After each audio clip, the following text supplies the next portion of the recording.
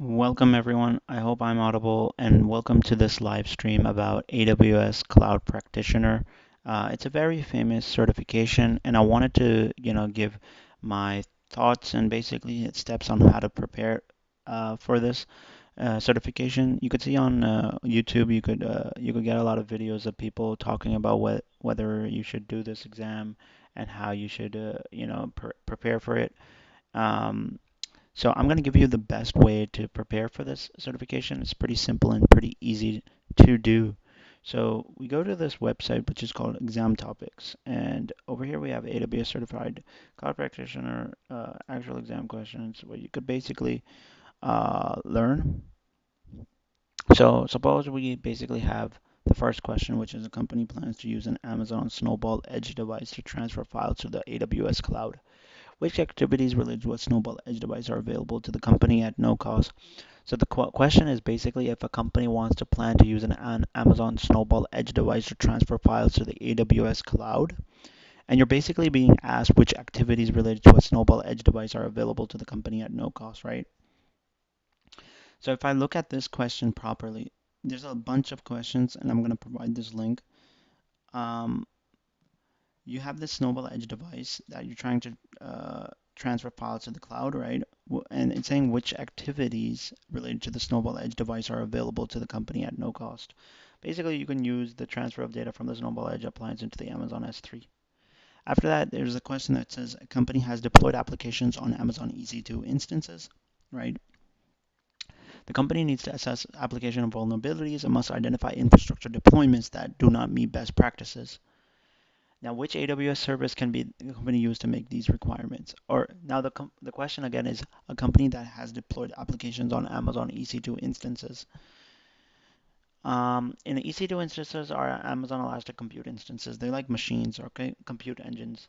Now, what you want to do is the company needs to assess application vulnerabilities and must identify infrastructure deployments that do not meet best practices, right? They want to have those checks. Which AWS service can the company use to meet these requirements? Well, the best way to do this, I guess, is like I feel like it's Inspector, but we'll have to check it out. Amazon Inspector. All right. A company has a centralized group of users with large file storage requirements that have exceeded the space available on premises. Okay. The company wants to extend its file storage capabilities for this group while retaining the performance benefit of sharing content locally. What is the most operationally efficient AWS solution for this scenario, right? So you have a question where it says a company has a centralized group of users, okay, with large file storage requirements and have exceeded. So you understand all of what I'm saying, like the space available on premises, right? And that the company wants to exceed its file storage capabilities for this group while retaining the performance benefit, right? Retaining the performance benefit of sharing content locally.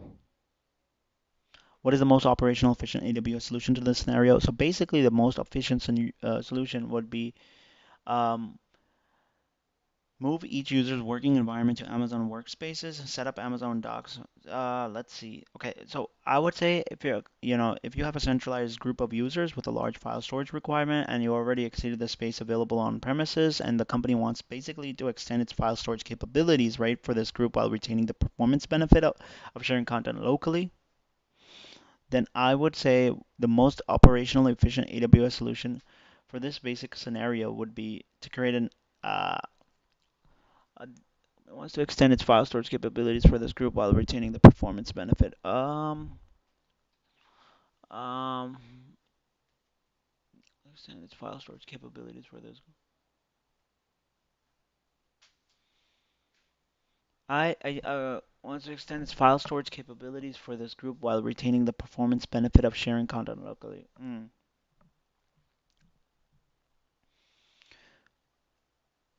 So I feel like maybe configure and deploy an AWS storage gateway, file gateway. Basically, like that. Configure and deploy an AWS storage gateway, file gateway. Okay.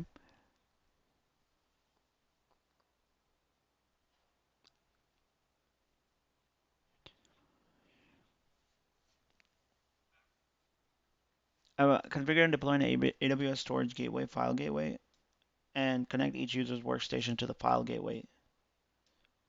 This is the answer. All right, so now after that, according to security best practices, how would an Amazon EC2 instance be given access to an Amazon S3 bucket? What is the best practice on how you can connect a compute engine to an S3 bucket?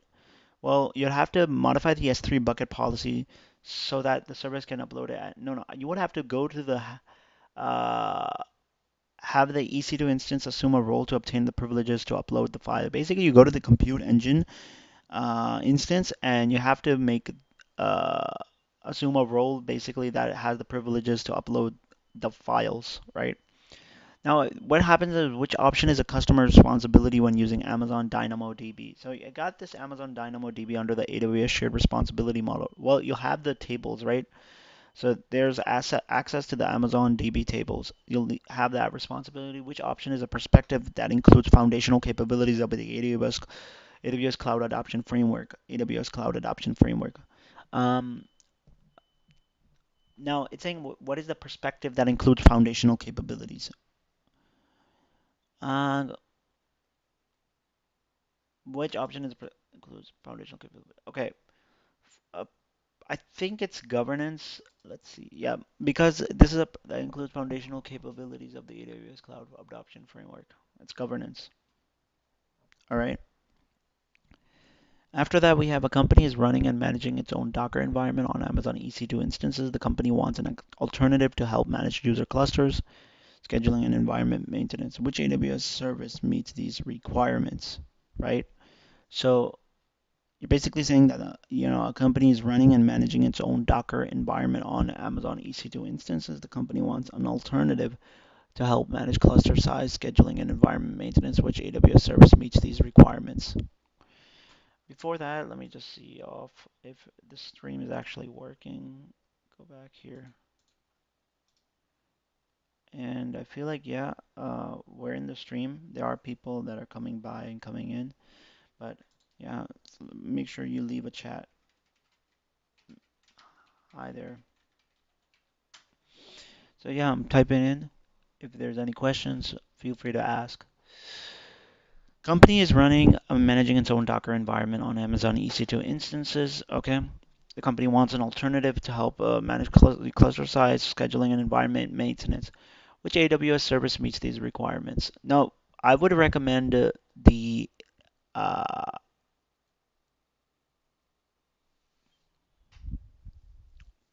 which, well, I'll say you would have to use the.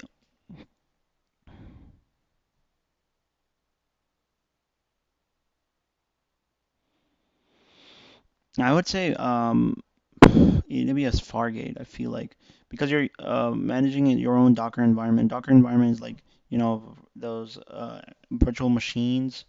Um, using Docker container images. The company wants an alternative to help manage cluster size, scheduling, and environment maintenance. Right? I think it's Amazon Fargate. Let's see. Review. Yep. Let's see. Let's see. Let's see. Sorry, not that. Yeah, so it's a serverless compute engine for containers that work with both Amazon Elastic's container services and Amazon Elastic Kubernetes. Now you want a company wants to run a NoSQL database on Amazon EC2 instances, right?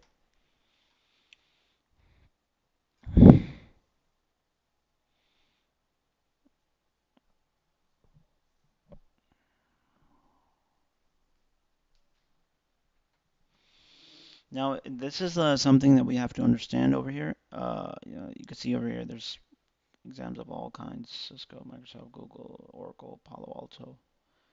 hmm Okay, so what we have here is a company wants to run a NoSQL database hmm on Amazon EC2 instances. Which task is the responsibility of AWS in this scenario?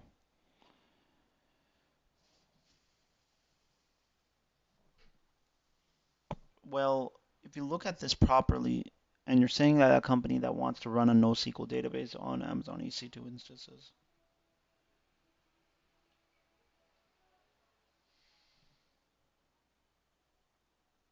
when you talk about this, that wants to run a NoSQL database on Amazon EC2 instances, mm, well,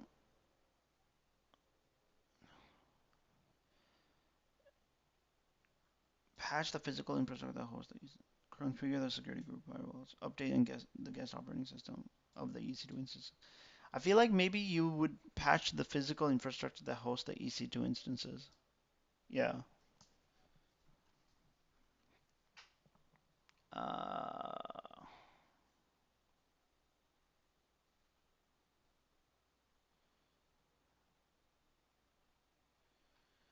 okay, which AWS services or tools can identify right sizing opportunities for Amazon EC2 instances? Okay, so one is AWS Cost Explorer, and the second one I think is AWS Compute Optimizer. There you go. Which of the following are benefits of using AWS Trusted Advisor? Well, I think it's like more of improving security by proactively monitoring the AWS environment and implementing enforced tagging across AWS, detecting underutilized resources to save costs. Uh, I think improving security by proactively monitoring the AWS environment. This is one trusted advisor option, and providing higher performance container. I think it's the second one is detecting underutilized resources to save costs. There you go. Okay, so you can see 1 out of 72 pages. We're gonna go to the next page. Now you can see over here that there's this option that comes in, but then you could have this CAPTCHA, right? Enter CAPTCHA and view questions and answers. So basically, you could pay this much, 50 valid for 1 month, and valid for 3 months. And the problem with this one is that, no CAPTCHA robot checks. So this is like you're gonna have to type in GOZFM and press enter. And then you could go to the next part right here. But before that, I'm going to take a break. I'm going to wait until some questions are asked in the channel. Let me know if there are, and then we're going to, move forward.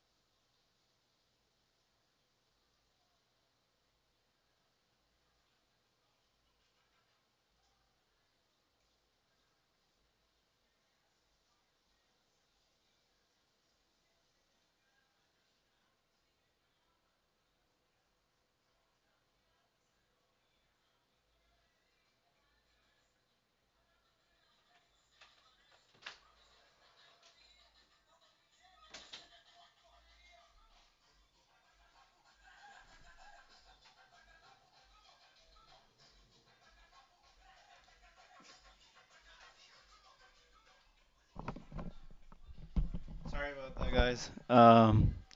I'm back. We're gonna continue on from where we left off. Let's just continue from that last portion. If there's any questions so far in the stream, let me know. Write your questions here.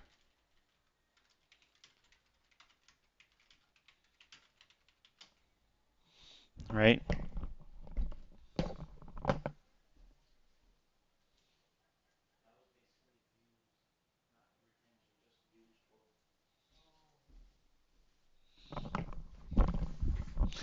Okay, so now that we're back, let's go and start out which of the following is an advantage that users experience when they move on-premises workloads to the AWS cloud, right? So we're gonna have to look at this. Which of the following is an advantage that users experience when they move on-premises workloads to the AWS cloud? So, what do you think the question answer is? Elimination of operational expenses, distribution of all operational controls to AWS, price discounts that are identical to discounts from hardware providers, elimination of expenses for running and maintaining data centers. Um,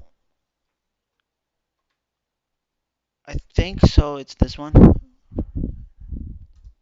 and that's the elimination of expenses of for running and maintaining data centers, because that's pretty expensive, and you're basically moving your on move they move on-premises workloads to the AWS clouds. Now, what a company wants to manage deployed IT services and govern its infrastructure as code templates. Which AWS service will meet this requirement? Well, you could use um, I think it's called AWS Resource Explorer. Service catalog. So sorry about this one. Service catalog. So which company? A company wants to manage deployed IT services and govern its infrastructure as code templates. Which AWS service will meet this requirement? And we have AWS Service Catalog as the answer for this. Okay, awesome.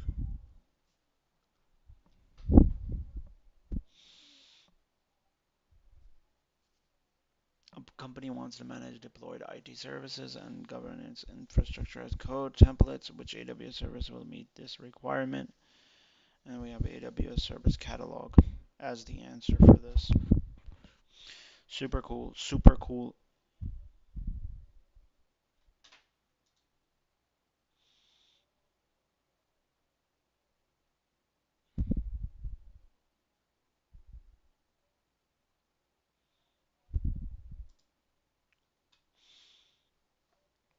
Okay, so now after that we have IT services governance code templates. Which company services will meet this requirement? AWS Service Catalog. A company wants to manage and deployed IT services and govern its infrastructure as code templates. Which AWS service will meet this requirement? AWS Service Catalog. Which AWS service or tool helps users visualize, understand, and manage spending and usage over time? I think it's called AWS Cost Explorer, so we'll just look at that. Okay. Uh, no, this is for the manage deployed IT services and govern infrastructure as code templates. It's service catalog. But for just like visualizing, understanding, and managing spending and usage over time, best tool is Cost Explorer. After that, a company is basically using a central data platform to manage multiple types of data for its customers. The company wants to use AWS services to discover and transform and visualize the data. Okay. Which combination of AWS services should the company use to meet these requirements?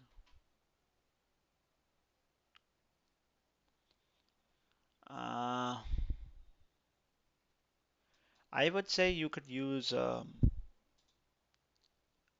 AWS Glue, and the second one you would use is uh, Amazon Elastic File System. I'm not sure, but let's see. Oof, one was AWS Glue, and the second one was Amazon QuickSight. So if you look at this one, you could go here. Amazon QuickSight is a cloud native, serverless business intelligence with native machine learning integrations and usage based pricing. So QuickSight, the other one is AWS Glue.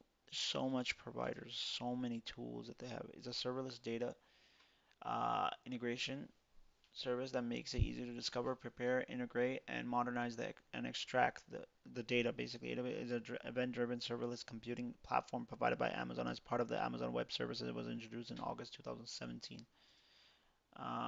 So yeah, quite quick site and Glue. A global company wants to migrate its third-party applications um, to the AWS cloud. The company wants help from a global team of experts to complete the migration faster and more reliably in accordance with AWS internal best practices. Which AWS service or resource will meet these requirements? Okay, so what I would say is you could use AWS professional services. I feel AWS professional services. There you go. And then you could just see this answer is currently the most voted for in the discussion. Now, if you look at this question 16, which is an e-learning platform needs to run an application for 2 months each year, right? The application will be deployed on Amazon EC2 instances. That's cool on Amazon, machines. Any application downtime during those 2 months must be avoided. Which EC2 purchasing option will meet these requirements most cost effectively? Now, this is the key. We want to use as less money as possible, right? So we would use reserved instances because we want to reserve them for 2 months and then we don't care about the rest. Oof, oh man, I didn't understand. We actually can't reserve them, but we need them on demand because we need them on that spot. This is very important to understand that when we need it for 2 months each year and we want them without any disturbance or downtime, you would have to use on demand instances. And a developer wants to deploy an application quickly on AWS without manually creating the required resources, right? So which AWS service will meet these requirements? Well, you can use, I think so, it's AWS Elastic Beanstalk, which you can use to uh, manually create the required resources. So let's look, is a service that Amazon Web Services from Amazon Web Services that helps developers deploy and manage applications in the AWS cloud. Developers upload their application code, and Elastic Beanstalk automatically handles the rest, provisioning resources, load balancing, auto-scaling, application health monitoring. What it does, Elastic Beanstalk creates and configures the AWS resources needed to run your application, including Amazon EC2 instances, an Elastic Load Balancer, and auto-scaling group.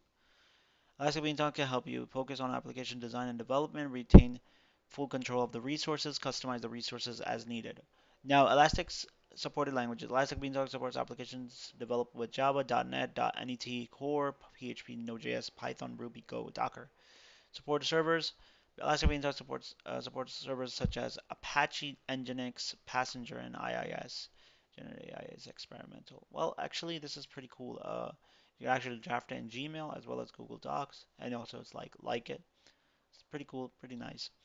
So yeah, if you want to use, you could use AWS Elastic Beanstalk. But I feel like it maybe also provision required resources for that particular application without you manually creating the required resources. A company is storing sensitive customer data in an Amazon S3 bucket. Okay, the company wants to protect the data from accidental deletion or overwriting. Which S3 feature should the company use to meet these requirements, right? Now you understand that the company is basically trying to store sensitive data, customer data in an Amazon S3 bucket, and the company wants to protect the data from accidental deletion or overwriting. So you're basically saying that the company is storing sensitive customer data in an Amazon S3 bucket. The company wants to protect the data from accidental deletion or overwriting. Which S3 features should the company use to meet these requirements? Well, I feel like the best thing is uh, I think it's S3 bucket policies, or maybe S3 server side encryption, lifecycle rules, S3 version. Let's look at this one actually. Mm, okay, I think so. Maybe it's bucket policies, S3 bucket policies, but it's S3 versioning actually. Because look, the thing is that you want to protect your data from accidental deletion or overwriting. So basically, you're creating versions of the thing so that you don't have it deleted. You understand? That's why we need versioning. So it prevents it from accidental deletion of it. Which AWS service provides the ability to manage infrastructure as code? Mm. So you could use, I think, I'm not sure code pipelines like cloud formation. You could use as infrastructure as code. Go over here. AWS CloudFormation is a service from Amazon Web Services that helps users manage and model infrastructure resources in a secure and automated way. It's an infrastructure as code tool that allows users to create, edit, and delete AWS resources in a predictable and regulated manner. Here are some things you can do with AWS CloudFormation. Basically, you create infrastructure, manage resources, monitor updates, detect drift, monitor when resources defined in a template do not meet specifications. And then we have share templates. Share templates to reuse code when launching new stacks. AWS CloudFormation is different from Terraform, another IaaC tool. In that cloud in that CloudFormation only manages AWS resources, while Terraform can manage resources across a variety of cloud vendors. So that's the thing. Terraform is a variety of cloud vendors, while AWS CloudFormation is only for AWS. It's an IaaC tool service from Amazon Web Services that helps users use it, manage and model infrastructure resources. Okay, in a secure and automated way. It's an infrastructure as code tool that allows users to create, edit, and delete AWS resources in a predictable and regulated manner. So that's the thing. Which AWS service provides the ability to manage infrastructure as code? It's Cloud Formation.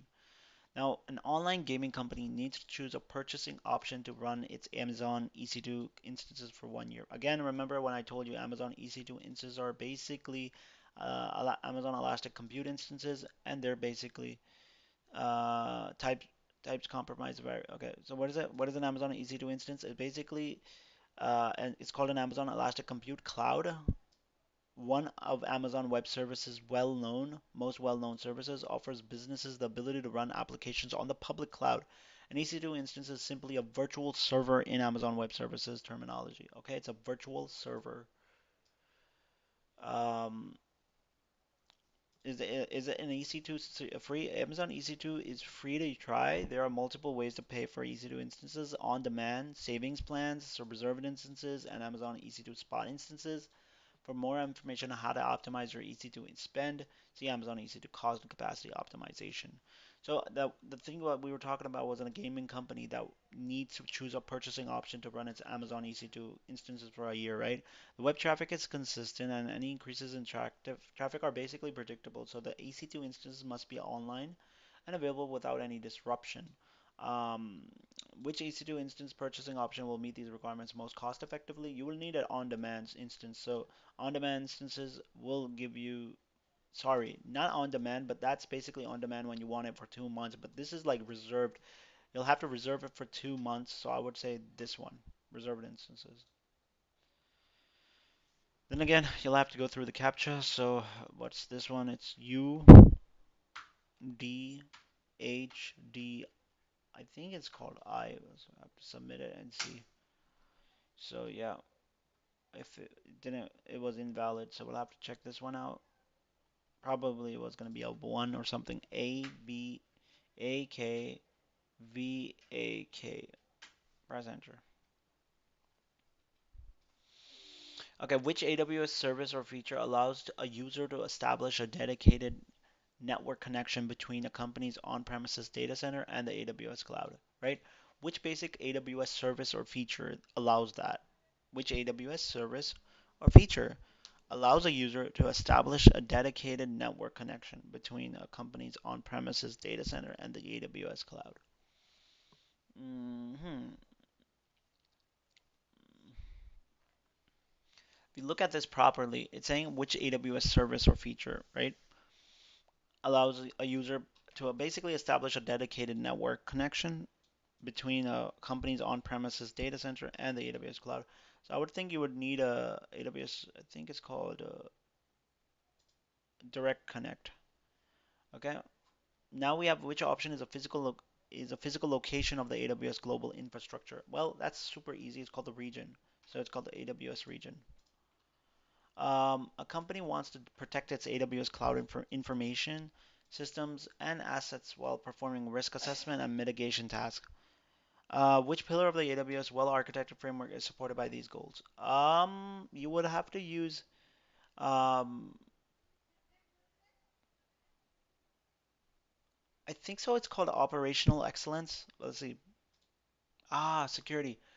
A company wants to protect its AWS cloud. Like you're saying, it's protect its AWS cloud information systems and assets while performing risk assessment and mitigation tasks.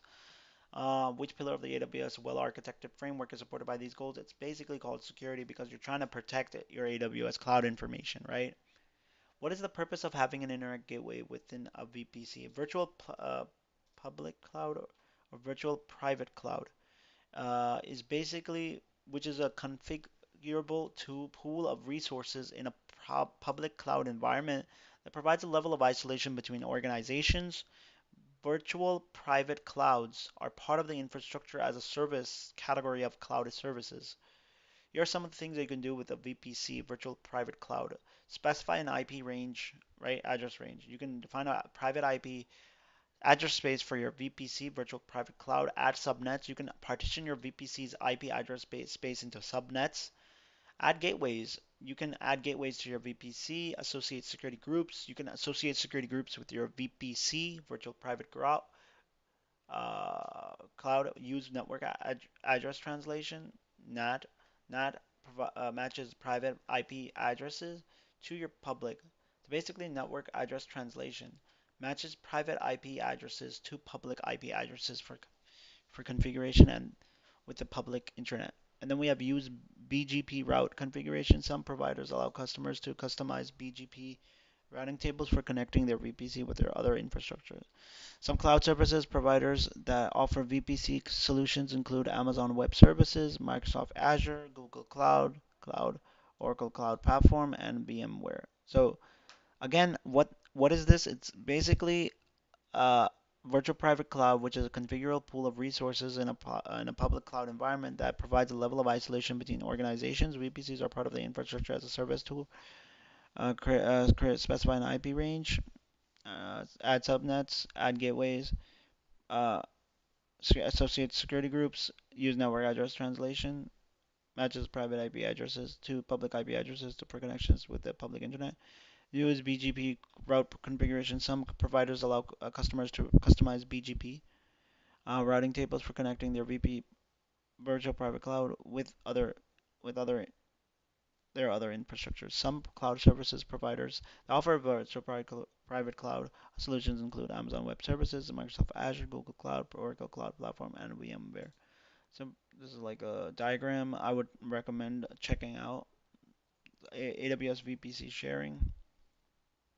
So we have levels, and then we have AWS without account without VPC sharing. So we have this, and then we have a workload account, and then we have a VPC, ELB, EC2, RDS. And then we have organization root, right? Account, services are some of these, and architecture is right here. And then we have the VPC virtual private cloud. We have a public subnet, application load balancer. We have a private subnet, EC2 instances. And then we have restricted subnet, which is an RDS instance, kind of a relational database system. You have all of this here, and this is AWS accounts with VPC sharing, and that was AWS accounts without VPC sharing. Now, because of the VPC sharing, that the workloads are spaced, and you have a VPC over here separately. Virtual Private Cloud has a restricted subnet, private subnet, and public subnet, whereas ELB, EC2, and RDS are over here on the right with application load balancer and EC2 instances and RDS instances on the workload account. Shared service account has only the VPC. Okay, so what is the purpose of having an internet gateway within a VPC? So basically that allows you to create a VPN connection to the no to allow communication between the VPC and the internet. There you go.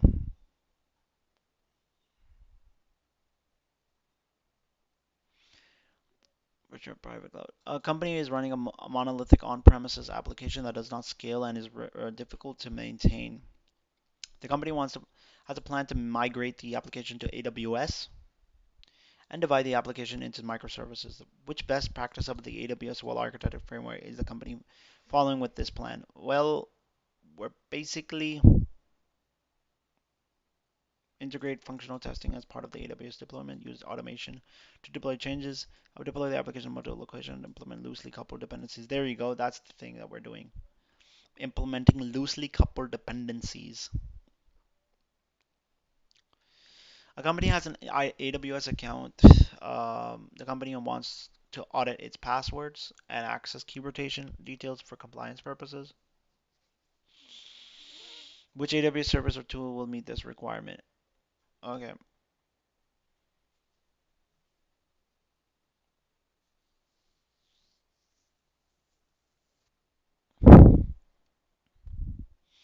So I would say uh,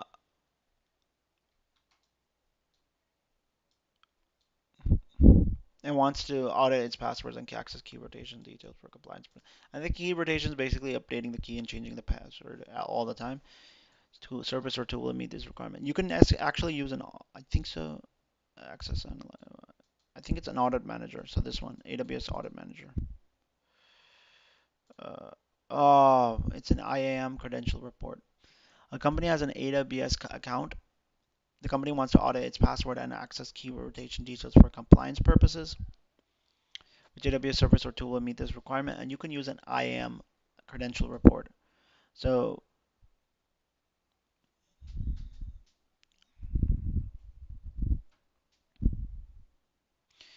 identity and access management credential report. A company wants to receive a notification when a specific AWS cost threshold is reached. Hmm. Like a, like alert. Which AWS service or tool can the company use to meet these requirements? Well, you could use a Cost Explorer, and I think AWS CloudWatch. AWS Budgets and AWS CloudWatch are the two that you could use for basically when a specific AWS cost threshold is reached. Which AWS service or resource provides answers to the most frequently asked security related questions that AWS receives from its users? Right? So, which AWS service or resource would provide answers to the most frequently asked security related questions that AWS receives from its users? I think it's called AWS Knowledge Center. Okay, so now which tasks are customer responsibilities according to the AWS shared responsibility model? Um, what are the responsibilities of a customer when using AWS products? Configure the AWS provided security for group firewall. Government company assets in the AWS. Determine which availability zones to use for Amazon S3 buckets. Patch or upgrade Amazon DynamoDB. Select Amazon EC2 instance to run AWS Lambda on. I think I think it's this one. Oh man, there none of those, but actually configure the AWS security provided security group firewall, configure the AWS provided security group firewall, and basically classify company assets in the AWS. You gotta have to classify that these are company assets in the AWS cloud, and secondly, you have to configure the AWS provided security group firewall. These are the two responsibilities the customers should take according to the AWS shared responsibility model.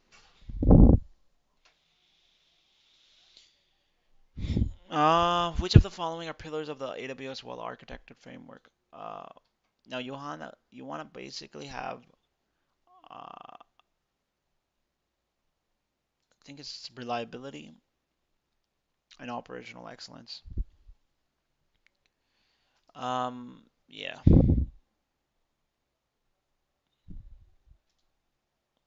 we'll go, and I guess let's go over here.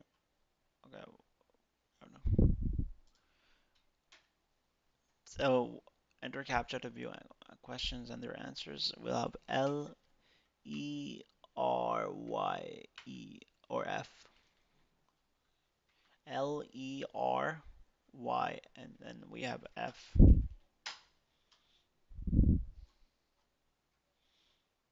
Okay, we're gonna have to change it again. FVUTS.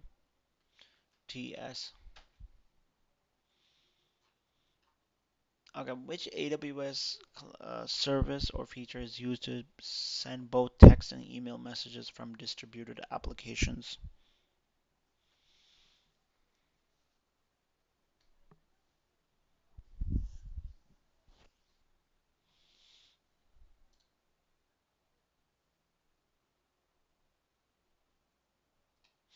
Any questions so far? You can feel free to let me know.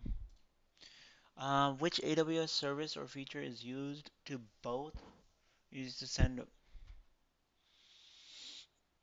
send both text and email messages mm, from distributed applications? Now, what you might ask, what are distributed application? Is a program that runs on multiple computers simultaneously and communicates with each other over a network. They can be simple with one client and one server, or more complex with multiple clients and servers.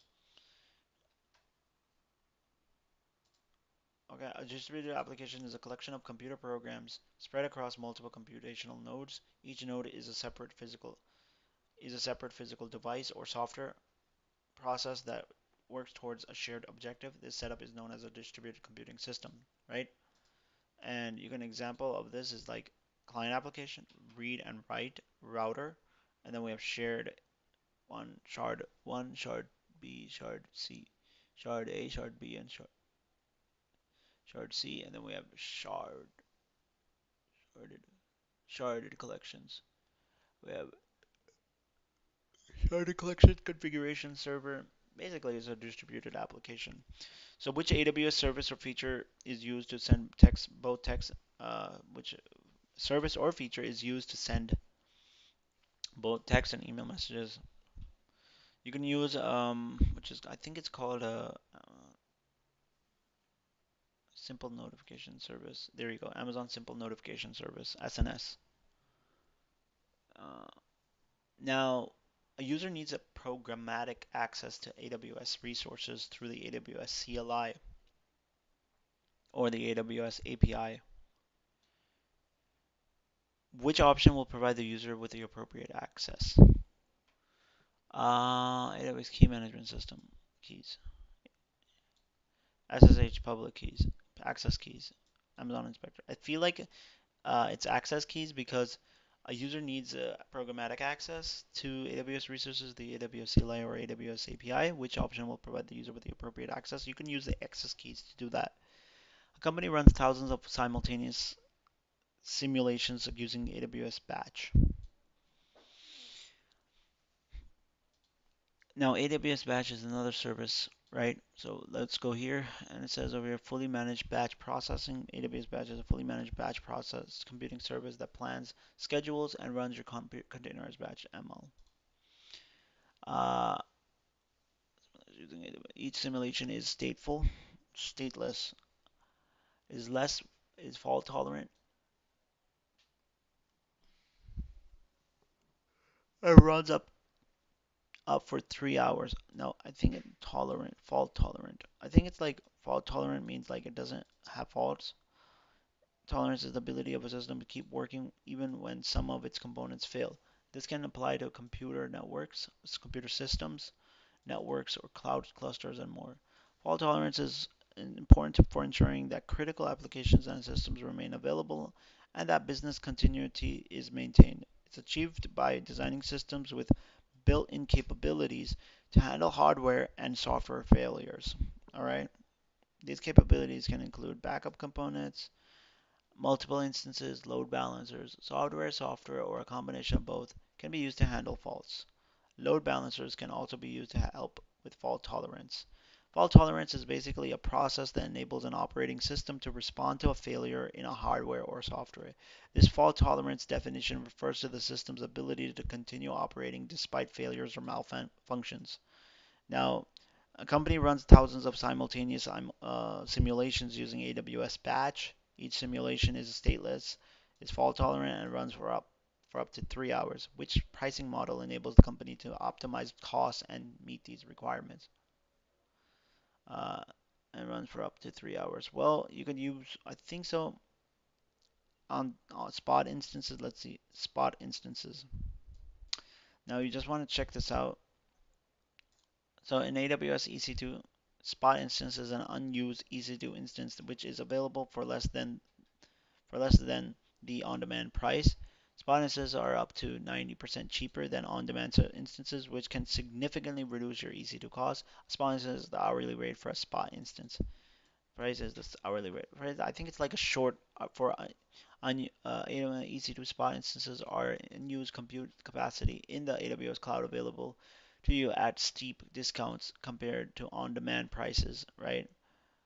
So that's what I was saying. On demand is like when you want it for like 2 months. Well, in 3 hours you just need it for you could use a spot instance, right? It has an hourly rate for it.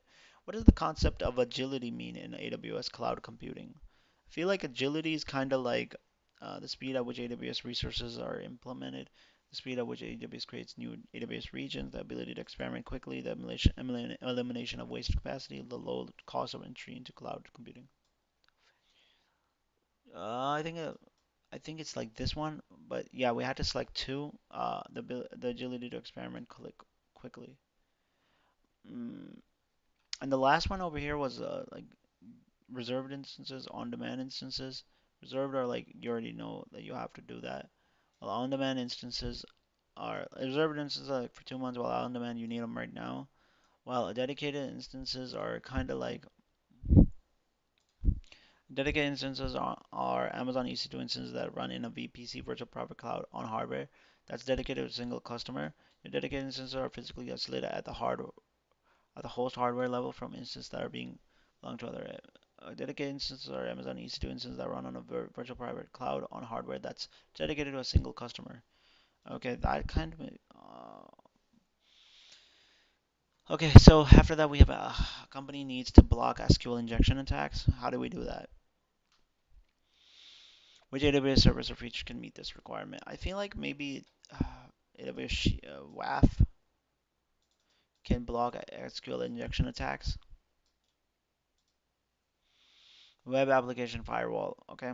Web application firewall helps you protect against common web exploits and bots that can affect availability, compromise security, or consume excessive resources.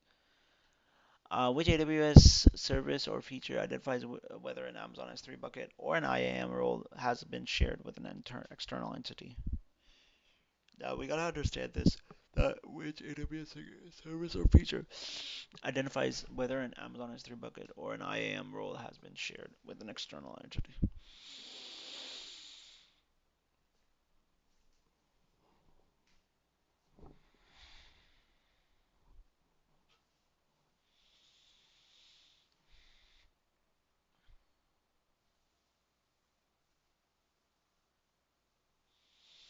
So we're kind of like which AWS service or feature identifies whether an Amazon S3 bucket or an IAM role has been shared with an external entity.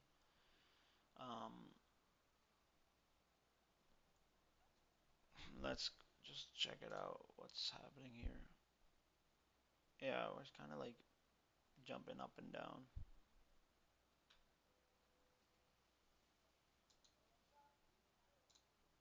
I guess I had a goal over here. Pick a goal, 10 super chats. TLAN higher, 30 minutes. Share how you'll celebrate. Yeah, I'll host a Q and I'll host a Q and A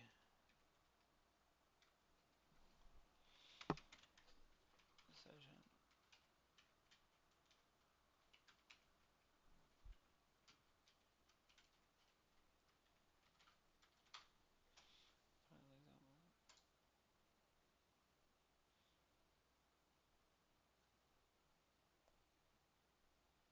Yeah, so my goal is live.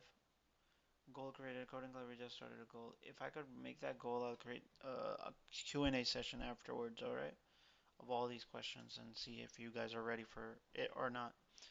So, okay, so next is the AWS cloud service. So which AWS service or feature identifies whether an Amazon S3 bucket or an IAM role, identity access management role, has been shared with an external entity. Okay, what is the answer for this?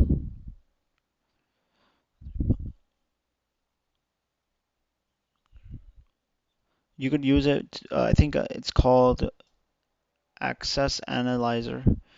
AWS Identity Access Management Access Analyzer can be used to check whether that an Amazon S3 bucket or basically an IAM role has been shared with an external entity. Okay. Now we have a cloud practitioner who needs to obtain AWS compliance reports before migrating an environment to the AWS cloud. AWS compliance reports are kind of like what? Um, what are AWS compliance documents and reports located? Where are they? AWS Artifact provides compliance reports issued by third-party auditors who have tested and verified our compliance with a variety of global, regional, and industry-specific security standards and regulations. When new reports are released, they are made available for customers to download in AWS Artifact. What is AWS compliance? AWS provides information about its compliance programs to help customers incorporate AWS controls into their governance framework. This information can assist customers in documenting a complete control and governance framework with AWS, including an important part of as an with AWS included as an important part of that framework. Okay, so yeah, the question was if a cloud practitioner needs to obtain an AWS compliance report before migrating an environment to the AWS cloud, how can these reports be generated? You can generate them, download the reports from AWS Artifact. I feel like you can do that. Open a case with AWS support, generate the reports with a no. Contact the AWS compliance team. You can do that with AWS Artifact. I saw and I read it here as well that you can actually take it out. Yeah, AWS Auto provides compliance reports issued by third-party auditors who have tested and verified our compliance with a variety of global, regional, and industry-specific security standards and regulations. These new reports are released. They are made of when these new reports are released, they're available for customers to download in AWS Artifact. Okay, an e-commerce company has migrated its IT infrastructure from an on-premises data center to the AWS cloud, which cost is the company's direct responsibility. Which cost is the company's direct cost of application software licenses?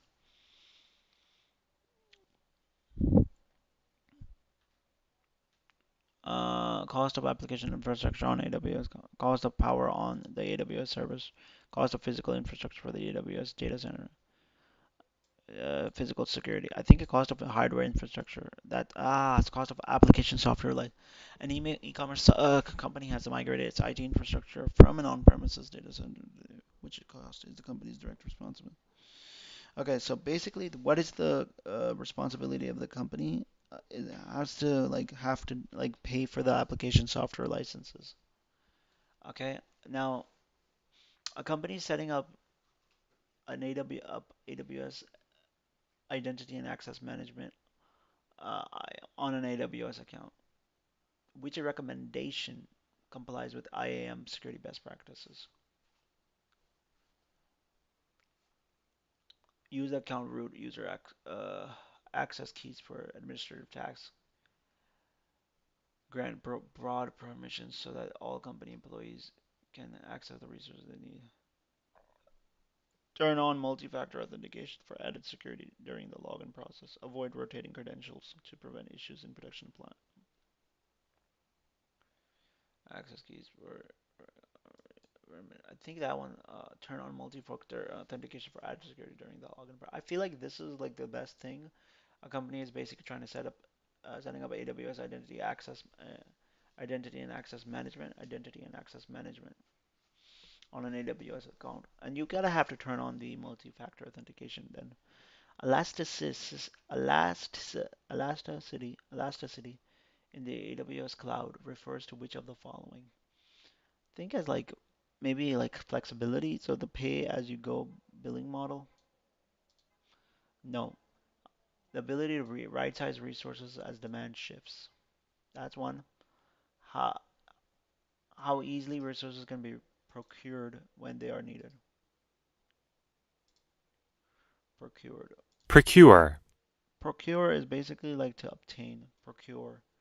Obtain something especially with care or effort. Food procured by the rebels. Obtain, acquire. Easily, how easily resources can be obtained when they are needed, and the ability to right size resources as demand shifts.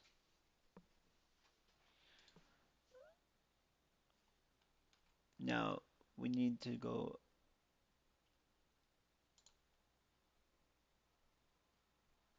and it's completed. I feel like maybe till 50 or 60. When should we end the stream? Let me know. If there's any time to end the stream, let me know. But these are the questions that I add poll. If you can fix that, if you can, start that poll easily and complete it, then I will start the Q&A session after this stream. So let's go with the questions again. So which service enables customers to audit API calls in their AWS accounts, right? Which service kind of does this? You're gonna ask me, which service enables customers to audit API calls in their AWS accounts? Which service enables us customers and to audit API calls in their AWS accounts? Which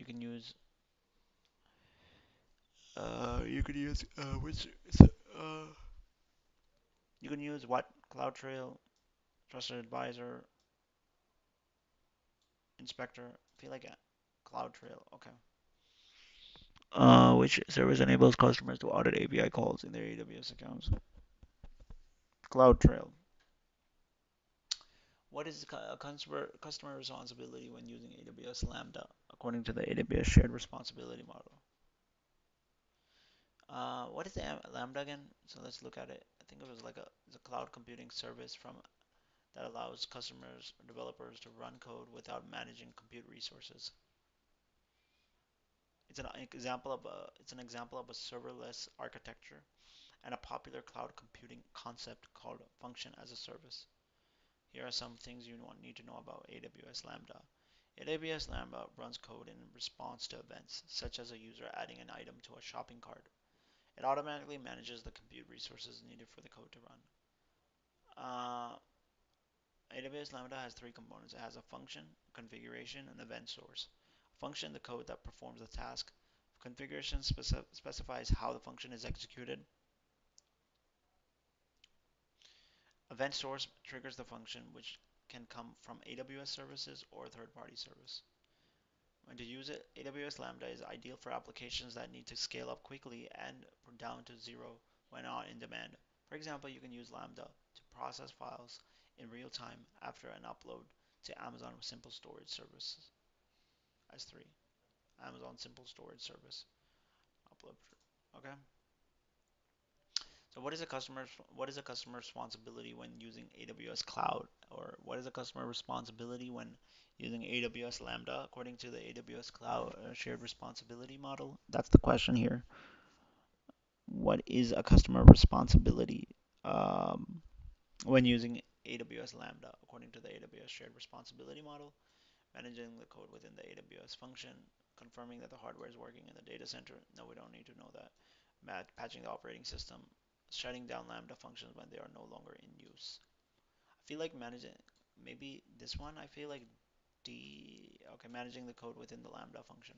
That's their responsibility. You're supposed to manage the code. That's all, nothing else. A company has a 5 terabyte of data stored in Amazon S3, okay? The company plans to occasionally run queries on the data for analysis. Which AWS service should the company use to run these queries in the most cost-effective manner? Again, a company has 5 terabytes of data stored in Amazon S3.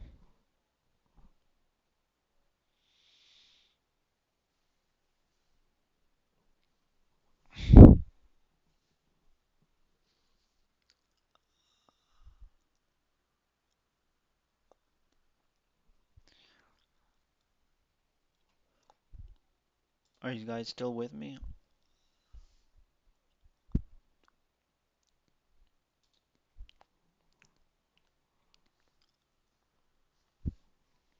A company has a 5 terabyte of data stored in Amazon S3. The company plans to occasionally run queries on the data for analysis, which AWS service should the company use to run these queries in the most cost-effective manner.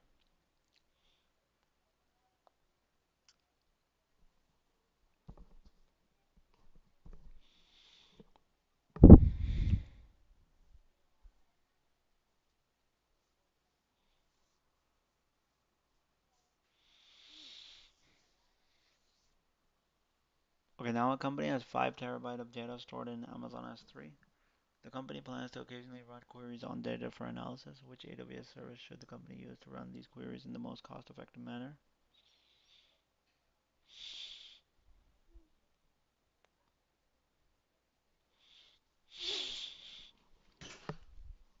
The company basically has 5 terabyte of data stored in Amazon S3. Plans to occasionally run queries on the data for analysis. Which AWS service should the company use to run the queries in the most cost-effective manner?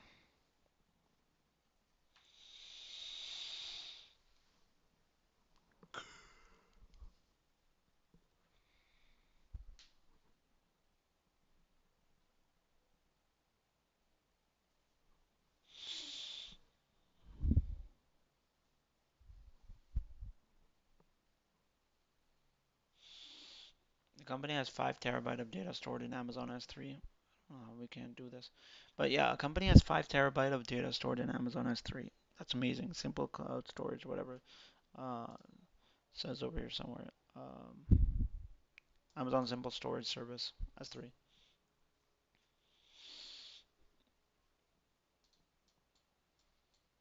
The company plans to occasionally run queries on the data for analysis. Which AWS service should the company use to run these queries in the most cost-effective manner?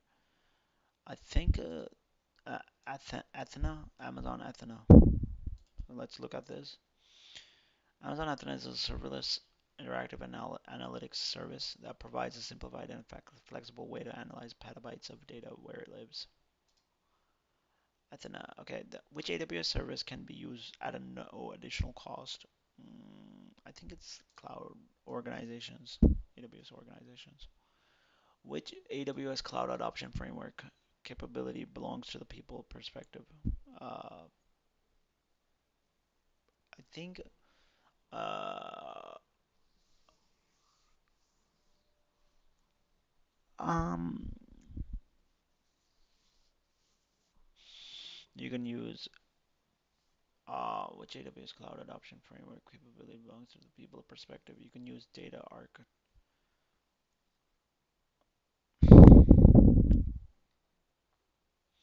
Which AWS cloud adoption framework capability belongs to the people perspective. You can use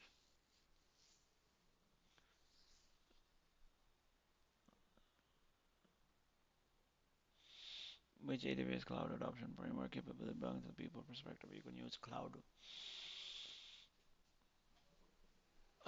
So you could say which AWS cloud adoption framework capability belongs to the people perspective. Um, Cloud fluency. Okay, a company wants to make an upfront commitment for continued use for its production Amazon EC2 instances in exchange for a reduced overall cost. Which pricing options meet these requirements with the lowest cost? Um, a company wants to make an upfront commitment for continued use of its productions. For continued use of its production Amazon EC2 instances in exchange for a reduced overall cost. Which pricing options meet the requirements with the lowest cost? For continued use of this production Amazon EC2 instances in exchange for a reduced overall cost. Which pricing option meet the requirements with the lowest cost? I think maybe reserved instances, savings plans. Okay. Then we have which AWS cloud adoption framework capability belongs to the people's perspective, cloud fluency. A company wants to migrate on its on-premises relational databases to the AWS cloud. All right.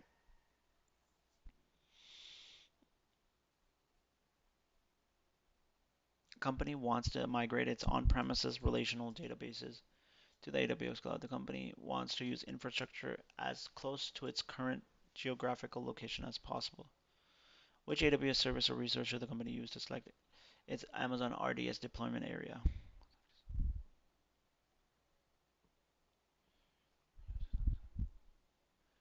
Um, regions, AWS regions. A company is exploring the use of the AWS cloud and needs to create a cost of estimate for a project before the infrastructure is provisioned. Which AWS service or feature can be used to estimate costs before deployment? I think it's called the pricing calculator. A company is building an application that needs to deliver images and videos globally with minimal latency. Right.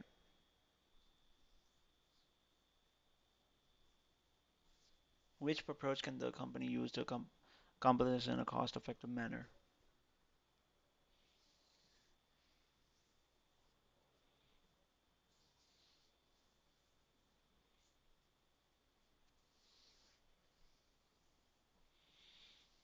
Company is building an application that needs to deliver images and videos globally with minimal latency. Can the company use to approach this?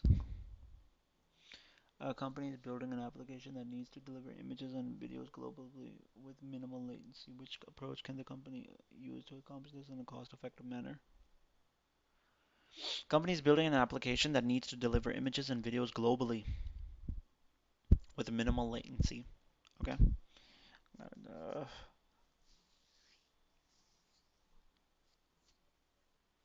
hmm.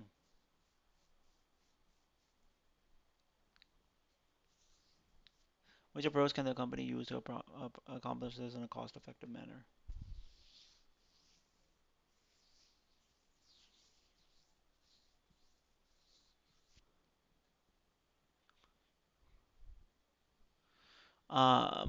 Deliver the content through Amazon CloudFront.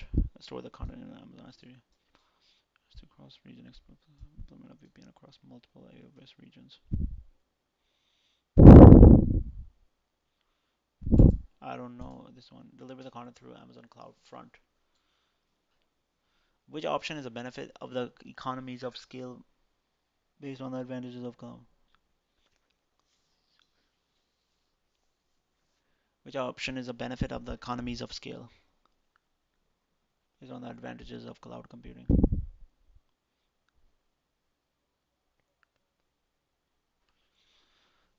The increased speed and agility, lower variable costs over fixed costs, increased operational costs across data centers.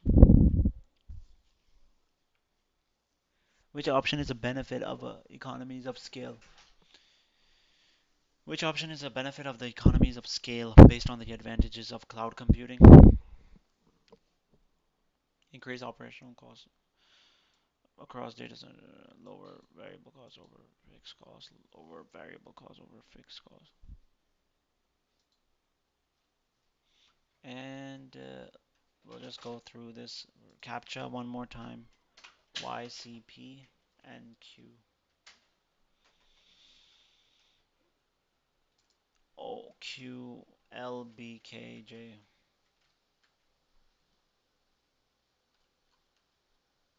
Which of the following is a software development framework that a company uses to define cloud resources? I mean, I think um, was I in the 50th? I feel like I was maybe.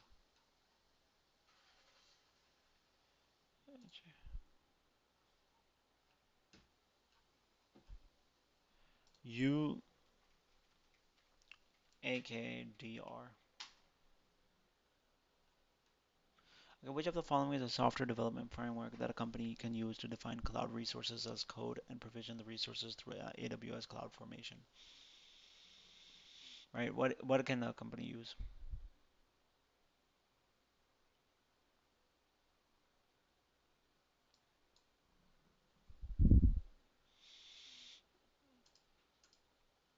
AWS Cloud Development Kit. It's a framework. AWS Cloud Development Kit. AWS Cloud Development Kit. Okay. A company is developing an application that uses multiple AWS services Application needs to use temporary limited privilege credentials for authentication with other AWS APIs. Which AWS service or feature should the company use to meet these authentication requirements?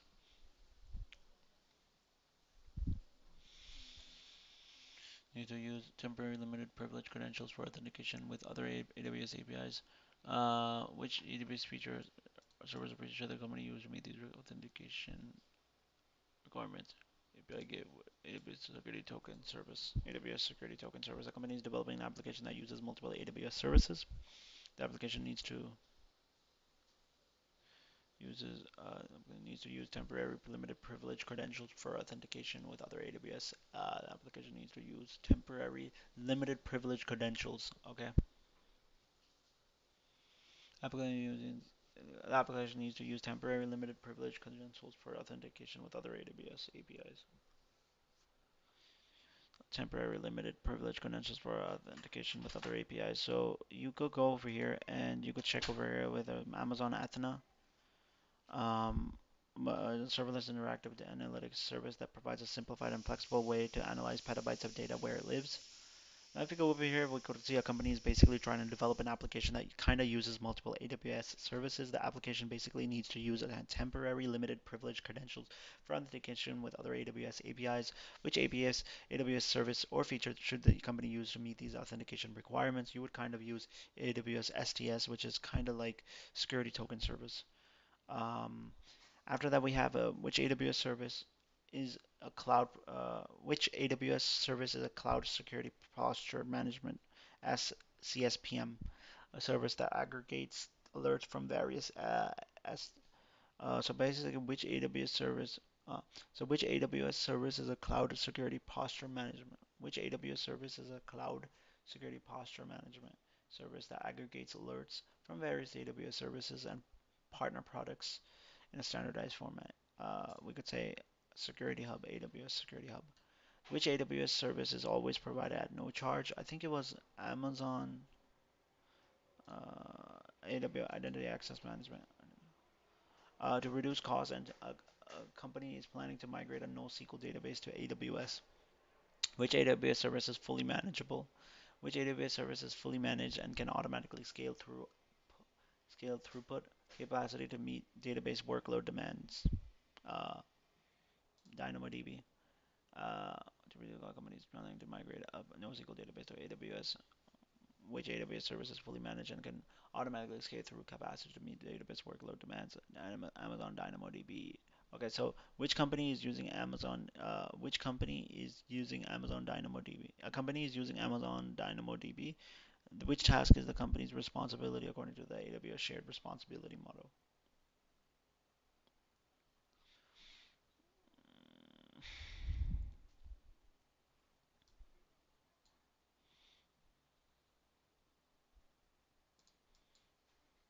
Patch the operating system provision host. Manage database access permissions. Secure the operating system. I think it's manage the database access permissions. A company has a test AWS environment. Uh, a company is planning on testing an application within AWS. The application testing can be interrupted and does not need to run continuously. Which AWS easy to purchasing option will meet these requirements the most cost effectively? Um, Reserved spot instances. Oh man, I could have just said that.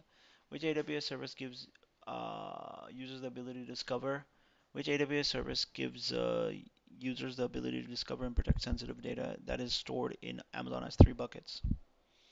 Well, the question is basically saying which AWS service gives users the ability to discover and protect sensitive data that is stored in Amazon S3 buckets. Tell me which AWS service gives users the ability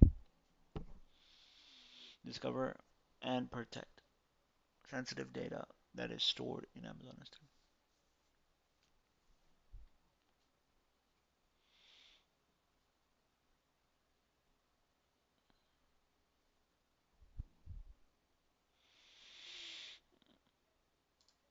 It's called this one, which is Amazon Massey or Machi. It's kind of a service that is the ability to discover and protect sensitive data. Uh, that uses machine learning pattern matching to discover and protect your sensitive data. Um, S3, yep. Okay, so which of the following services can be used to block network traffic to an instance?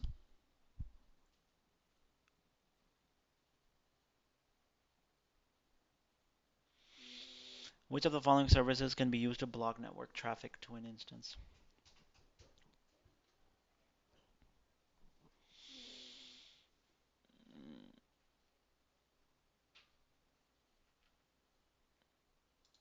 So we could use security groups and network ACLs to block network traffic to an instance.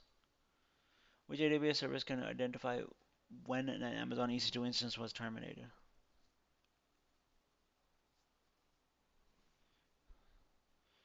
I think it's CloudTrail. Okay, next.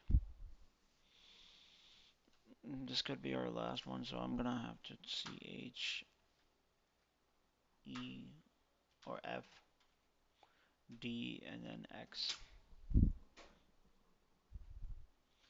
Okay, which of the following is a fully manageable MySQL compatible database? I think it's called Amazon S Aurora is a fully manageable S3 MySQL compatible database. Okay, which AWS service supports a hybrid architecture that gives users the ability to extend AWS infrastructure, AWS services, APIs, and tools to data centers, co-locations, and other services? So, co-location environments and on-premises, which AWS service supports a hybrid architecture that gives users the ability to extend AWS infrastructure, AWS services, APIs, and tools to data centers, co-location environments, or on-premises facilities. For the hybrid architecture that gives the users the ability to extend AWS infrastructure, AWS service, and tools to data centers, co-location environments, or on-premises facilities. Um, Each AWS services supports a hybrid architecture that gives the user the ability to extend AWS infrastructure, AWS services, APIs, and tools for data centers, co-location environments, or on-premises facilities for outposts.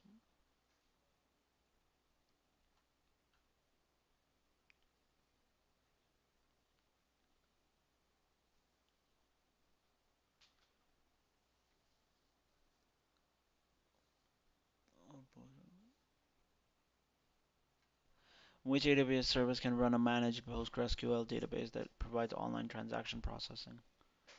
Service can run a managed PostgreSQL database that provides online transaction processing. OLTP. Which AWS service can run a managed PostgreSQL database that provides online transaction processing? Online transaction processing. RDS, Relational Database System, is basically a PostgreSQL due to the online transaction processing. A company wants to provide managed Windows. A company wants to provide managed Windows virtual desktop and applications to remote. A company wants to provide managed Windows virtual desktops and applications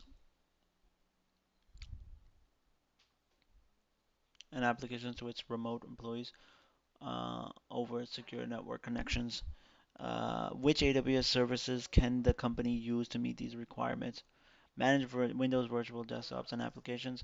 Basically, you can use AWS Workspaces, Amazon Workspaces, and you could use Amazon AppStream 2.0.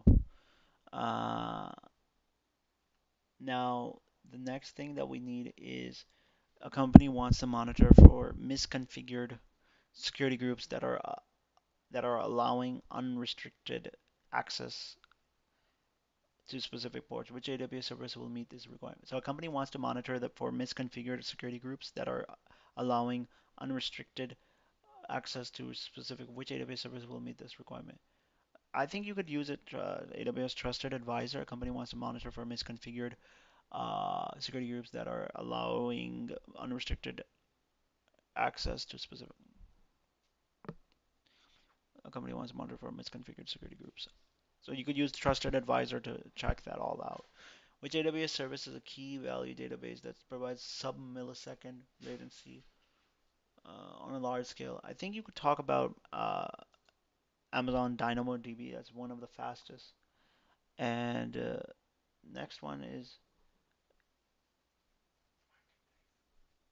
is the company is deploying a machine learning research project that will require a lot of compute power over several months. The ML processing jobs do not need to run us at specific times.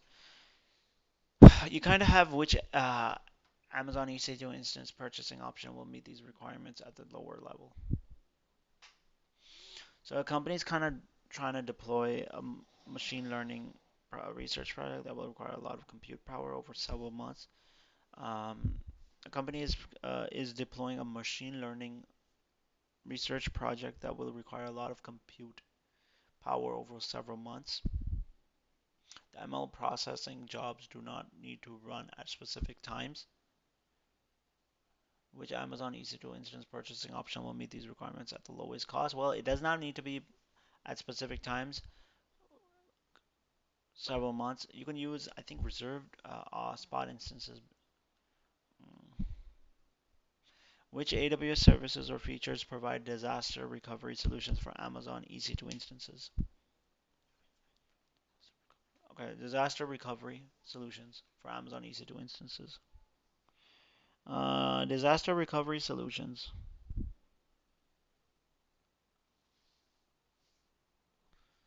Um,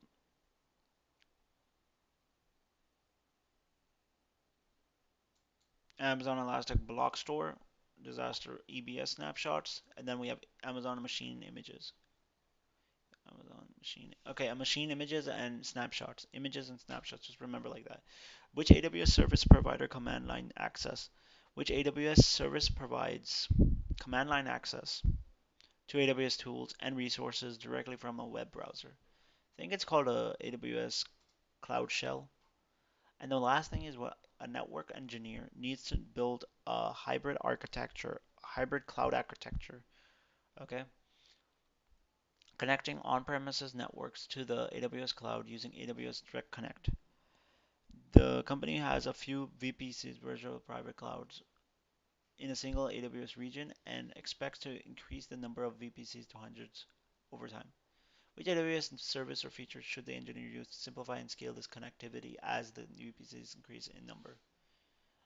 You can use Amazon Transit Gateway. That's gonna help you out a lot. So we're you gonna use like 70, uh,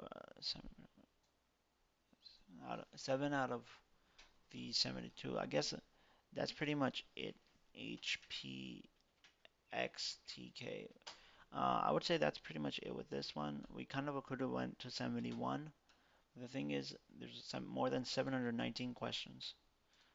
Feel free to check this out if you want, but other than that, I'll try to conclude for this session for today. Hope you like this live stream and tune for another live stream on this channel. Peace out and have a great time learning.